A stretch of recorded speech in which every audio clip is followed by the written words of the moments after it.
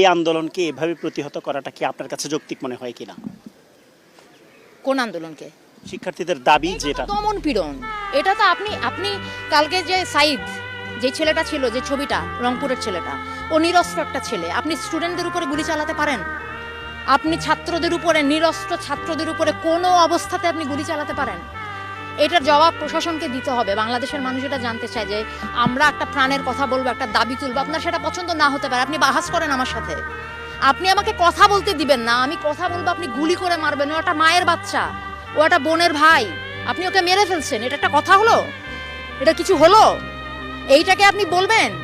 এইটাকে আপনি স্বাধীনতা বলবেন? আমি কিভাবে আপনি কি এইখানে আপনি এই প্রশ্ন তুলবেন যে রাজাকার নাকি কি? এগুলি হচ্ছে আপনারা বহুদিন ধরে এই কার্ড খেলে যাচ্ছেন, মুক্তিযুদ্ধ আর কি। আমাদের এদের অনেকের জন্মই হয় নাই তখন, আপনারা এখনো এদেরকে রাজাকার বলেন। আপনার লজ্জা করে না? আপনারা এই বাচ্চাগুলিকে এই কথাগুলি বলেন?